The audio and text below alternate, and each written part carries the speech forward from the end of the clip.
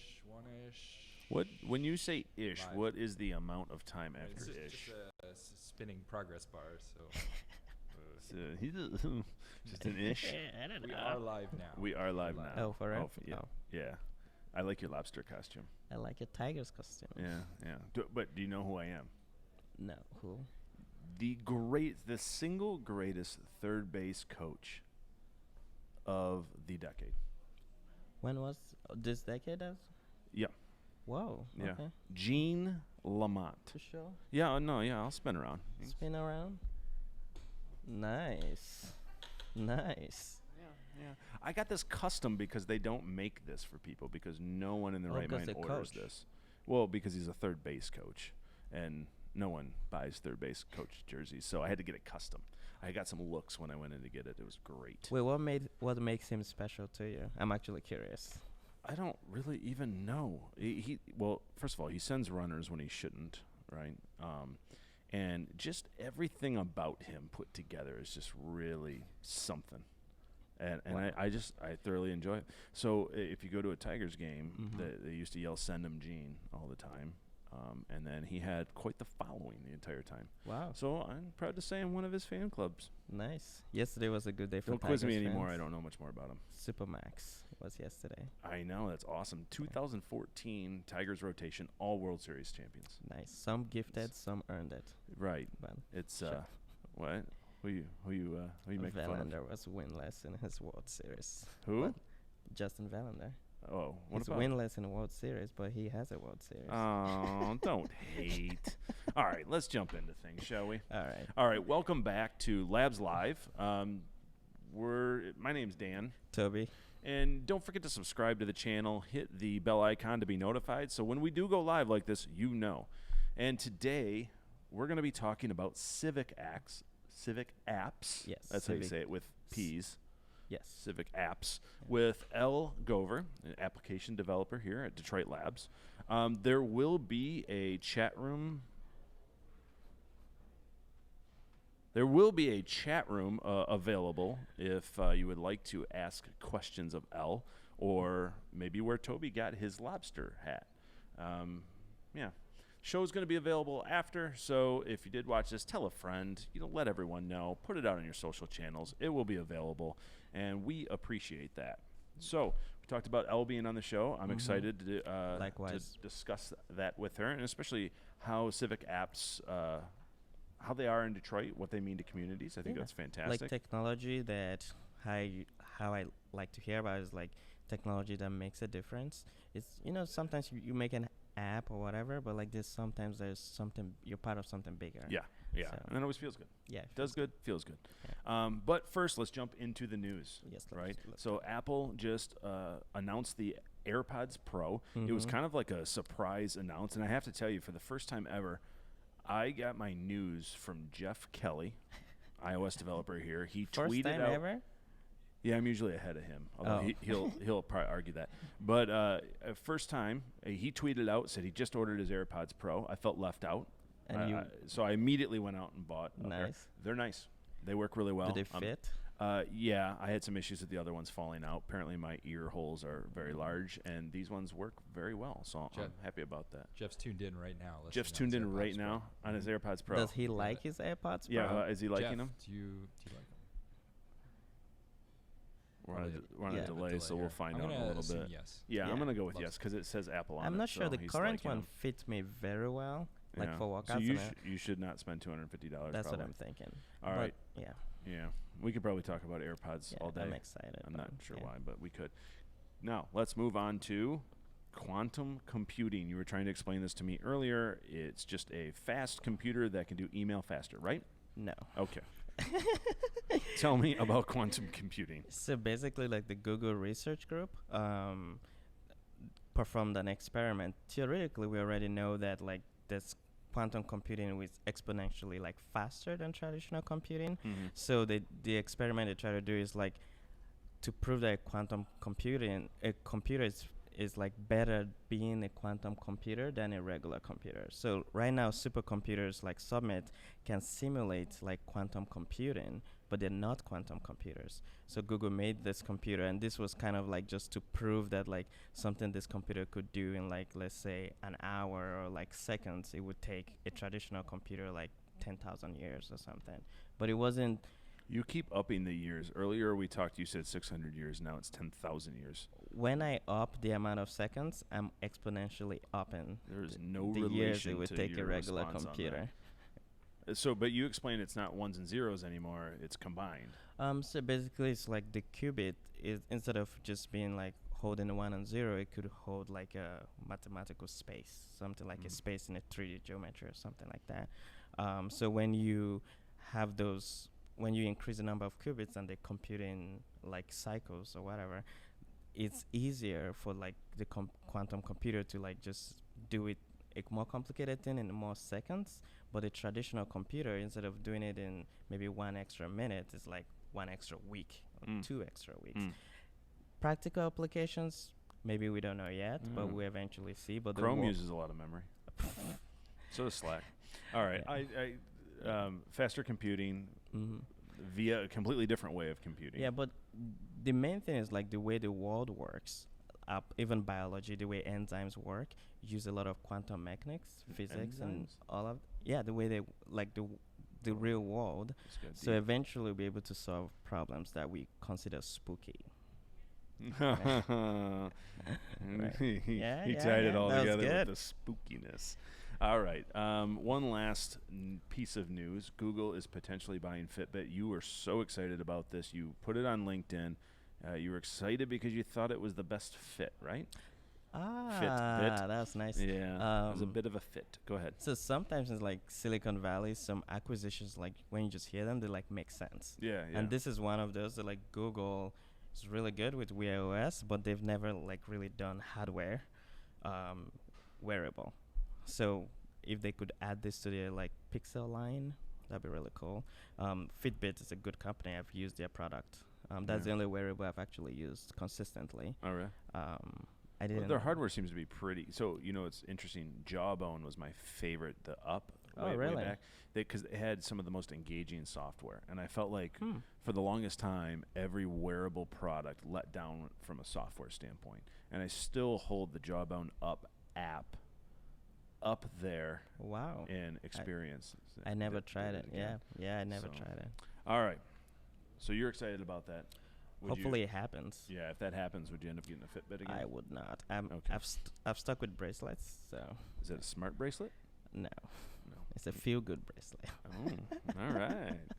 Feels good, David. Okay, we're done with the news, and we are going to welcome Elle Gover, application developer here at Detroit Labs, to talk about Civic Apps. Hi, Elle. Welcome, Elle. Hello. Hello. How are you? I'm doing well. You have horns. I'm enjoying. What are you talking about? The entire Halloween theme is coming together lovely.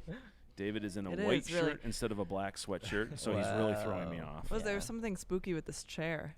What? Oh. Are you sitting on something? Never. Okay. I don't know. All right. Elle. Now I'm nervous. You're nervous? What's going on? It's not I'm really scared. It's not a boiling pot. You'll be fine. All right. Wow. Elle, what does it mean when we say Civic Apps? So Civic Apps, civic technology, is technology that is designed and created primarily for citizens, meaning like people, not the legal sense, citizens for bettering the delivery of public services. Okay. So it's traditionally free. It has a major focus on like UX research and starting with that to understand what citizens need, and generally is focused on easing public services to everyone. So, all right. So, Civic Apps, it's about enabling community, helping people. But there's a prereq before you can even get to that point. It's on the open side, right? Everything has to be open. Yeah. So, open source software, open technology, is a major tenet of civic technology. Basically, that means that all of the code, all of the technology that is making this software run is free and open and accessible to the public and not constrained by any laws or restrictions about how you use it. So anyone can access it and use it how they might need. And so you have open software, but then you also have open data, which Yeah, open tends data. to does that end up leading like the data's open first and then you build on top? What does one lead the other? Yeah, that's a good question. I think, primarily I would say people, it's helpful to start with open data so you can understand what you're working with. And backing up a little bit, open data similarly is free and accessible data sets available online. So I've seen them used as like, I want to make an app that allows you to better map where, I don't know, a transportation route for some particular purpose in the city of Detroit. So I'd go on and find the city of Detroit's open data portal and find that data and pull it down, and now it's mine to use. When the city of Detroit, that was new probably 5 years ago. Yeah. I remember there was a big announcement. Yeah. It was talking about open data, and then I even think there was a contest to submit ideas. Of what you could do with the open data. Yeah. Oh, cool. I remember Yeah. that was maybe the first time I had heard about places opening things up, and I mean even just creating the opportunity for Yeah, civic being apps. committed to transparency around that. Yeah.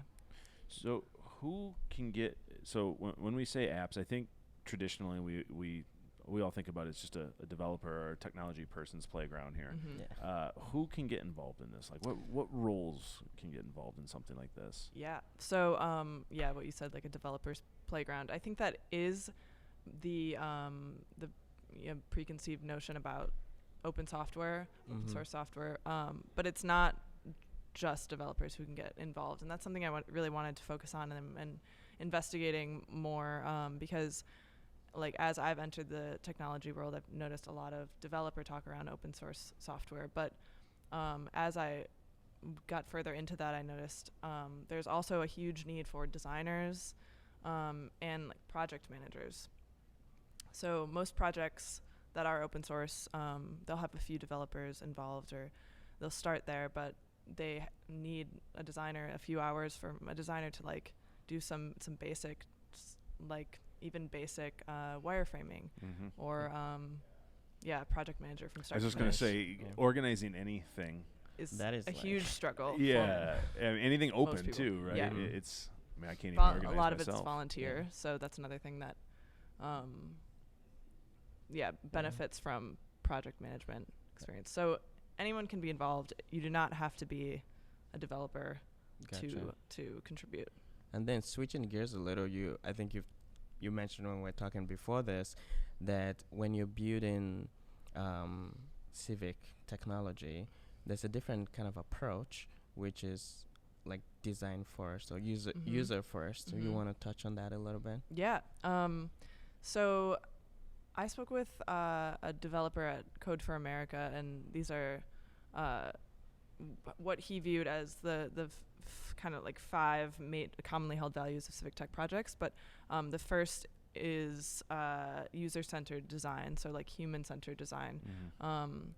And so that means usually beginning with pretty in-depth UX research and understanding what it is that what the problem is you're trying to solve, and then like making sure this design is really not just nice to look at, but like very easy to use and accessible.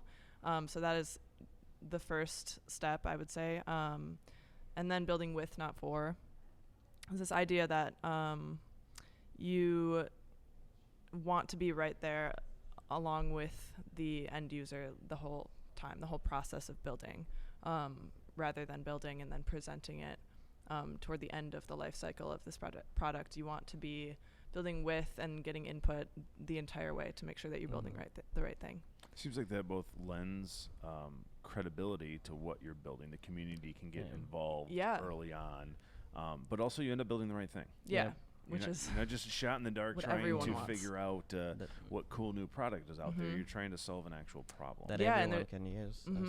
And there likely like isn't a lot of time that can be wasted because it's a real issue that's affecting people in real time, whether it's something related to benefits or anything like that. You want to make sure you don't waste effort. When if you're donating your time too, no one Yeah. wants to donate time that gets scrapped, right? Yes. They want to have a focus and So communicating is paramount in that, for sure. awesome. So how would you like differentiate civic technology and community technology? Are they two Ooh, different Good things? question. Yes. So community technology does differ from civic technology. So community technology is a bit more focused on working directly with communities and neighborhoods to similarly solve a problem that's challenging that community, but to work directly with them to basically like set the community up for autonomy to be able to take whatever they've built and manage it and run it themselves after whoever technologists, designers have been working on it, move on. So it's usually more nonprofit focused as well. It's a bit more like grassroots organized, and we see a lot of that in Detroit. So yeah, community technology is, I would say, like smaller community focused initiatives. Yeah, that makes sense. You mentioned Detroit, Yes. and we had talked before this, and you had a list of a lot of folks that are doing a lot of really great things in Detroit. Yeah.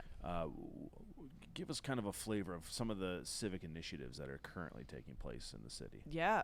So let me reference my notes. Oh, please. My long outline here. So there are many organizations doing really awesome work in the city of Detroit. I think I'll start with Civilla is one of them. Civilla is a design and research firm that is has been working for the last the last few years with the Michigan Department of Health and Human Services to revamp the public benefits application for the state of Michigan. Okay.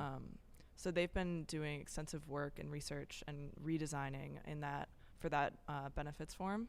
And just this past year, they've partnered with Code for America to turn that redesigned paper form into an iPad app that can be completed with a caseworker in like 9 minutes, I think. Oh, wow. Ultimately, like, That's incredible. yeah. So it went from an original, I think the average was 45 minutes, very long paper form, to a 9-minute iPad application. And it seems like in any situation like this, in community and civic, adding one more minute to the process is just one larger hurdle not to do something. Yes. Yeah. 1 minute is a long time, and people will just stop. They'll just close the app or walk away. It's Yeah. five times better, like 45 to 9. Well, and if it's Yeah. on an iPad too, right? You're meeting people where they are, so they're using technology every single day. It's kind of funny. Yeah. I mean, if you go to the doctors and you have to fill out a paper question, it's the worst thing ever, isn't Yeah, it? It's like it you is feel the like they should have that information somewhere, and then you Yes. throw a little fit. And I do. mean, maybe Yeah. that's- I'm like, I yeah. just wrote that. Yeah, exactly.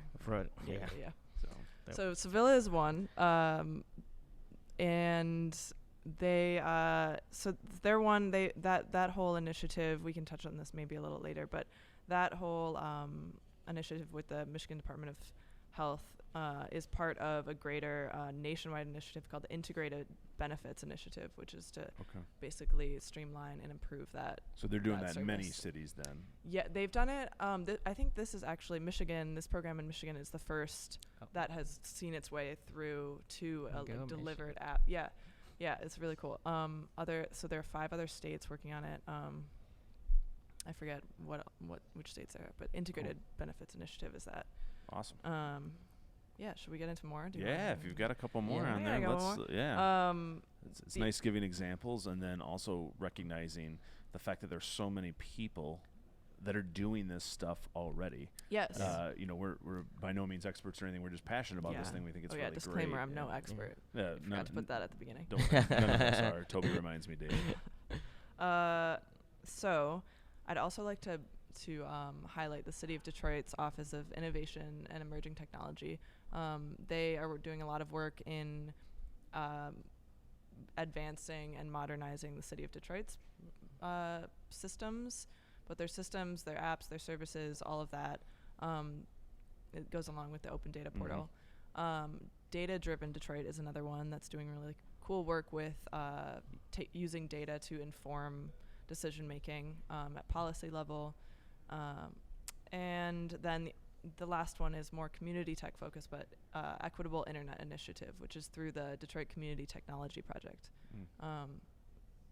All doing really awesome work in community tech and civic technology in Detroit. It's nice to see. You mentioned Michigan leading the way on the Department of Health and Human Yeah. Services. I think that's fantastic, and it's just nice to see that all these organizations are doing all of this work in Detroit, and at the same time, the city is continuing to work to open up that data and create this partnership, which is just, kind of makes you proud of Detroit, right? Yeah, I'm very proud. And it's a lot of volunteers as well, right? It's a lot of like people actually just do this because they want to make a difference in Detroit, and you can feel it too when you, not just in tech, when you go outside in Detroit. There's like just this new, well, maybe it's not new, it's just now getting more in the media, but there's just the spirit of Detroit, like everybody like trying to make the city and the state better. It's really cool. Yeah, that's a really good point. It's like, I know Data-Driven Detroit started from a need, from an interest from the people who started it. Similarly, Civilla. So these are initiatives that started from people being passionate about solving these problems, which is where I think a lot of that feeling comes from. So how does someone get involved in this? So I'm looking outside in. Where do I go? Are there resources, locations I can go to? Yes. The answer is yes. Well, so I want to shout out a link to resources that is in the description below this video. Excellent.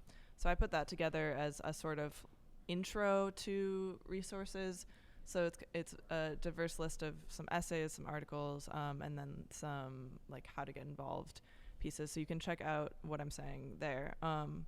But open source software is, as we mentioned, like you can contribute to it. So there are contribution guidelines for a lot of those, but basically an open repo is, if they're taking contributions, then you are a developer, a designer, you can contribute to it. So I reference how to do that in that resource list below.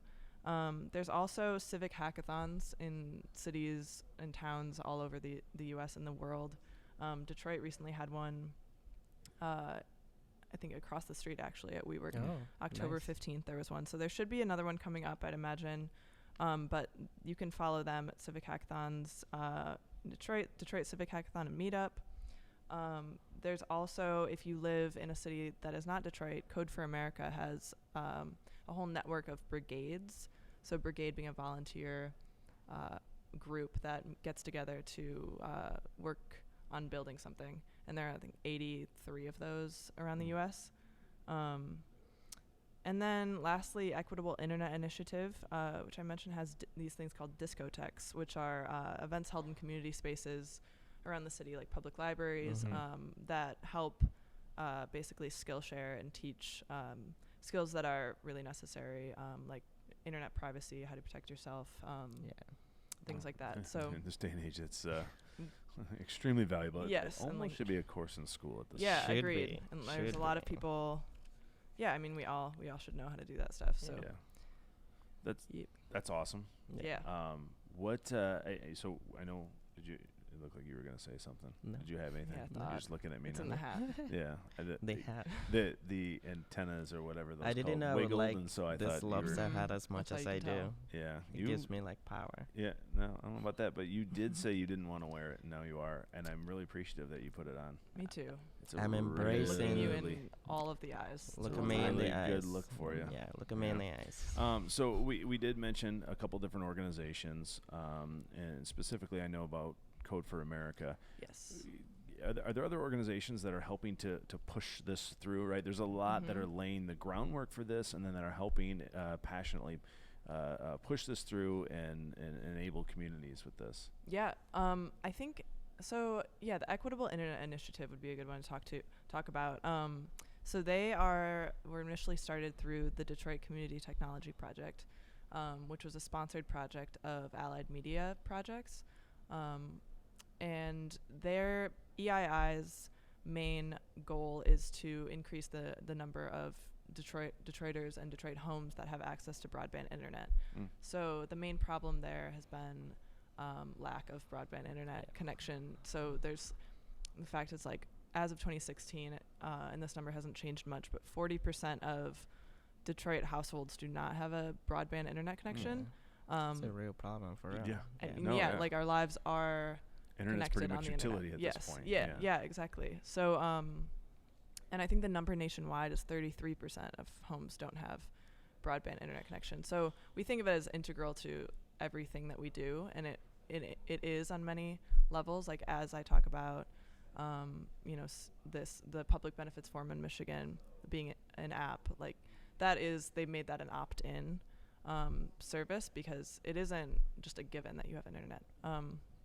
So EII has been working with neighborhoods around Detroit, specifically, I think the main one so far is the New Center in Highland Park area, and community members in that neighborhood to develop these community tech centers and spaces such as church community centers. And through those community tech centers, they set up a broadband internet connection that houses in the area can connect to. And that people can also go to that community tech center and connect to the internet. So they're really doing wonderful things in advancing that. I think they added another neighborhood just last week. And they're really working on the community tech, like digital justice, equitable internet front here in Detroit. I think you were sharing also that even the city hired a digital inclusion director or something like that. Yeah. Detroit hired our first digital inclusion, director of digital inclusion in the city, I think this past April. So he has been working on getting people literate about what that means in the city and advancing efforts in that realm. So I know that he's been active with EII as well. That's awesome. Yeah. That's fantastic. All right. Well, Elle, thank you very That's much. it. You're welcome. And you have a lot, and yeah, so I didn't even get through my 10 pages. we No, can I'm just keep kidding. going. Half of it is the list of resources. I have to go in and do that trick or treat description. tonight, but Toby can stay here all night and go All right, through every just you single and me, thing that Toby. you have. It's Yes. going to be fantastic. We will have a Nice to ton see of different Oh, resources. Oh no, Stay you can on? stay. Yeah. We have a ton of different resources that are going to be in the description below. So at Yes. your leisure, go and peruse through those. Thank you, Elle, for being here, Thanks for sharing having something me. you're Yeah. passionate about, which is awesome. It was fun. Awesome, not also awesome, right? Yeah, Yeah, you didn't catch it, did you? I did. It was not. also Yeah, it was also I did. awesome. I did. So lots of work behind the scenes, from social to production to organization to Billy costume. being down here Wardrobe. watching. Thanks, Billy. And wardrobe. Yes, Elise Yeah. had to provide your wardrobe today. Thanks, Elise. Yes, mine came and from Lauren my for closet. providing mine. Special effects. Special effects. Wait, Oh, wait. oh, oops. Ooh, you okay? It's really scary. Yeah. Really a lot. scary. A lot of effort just went into that. So don't forget to That went subscribe, perfectly. hit the bell icon so when we have another episode. Thanks for tuning in. Have a great rest of your day. Bye. See ya. Bye.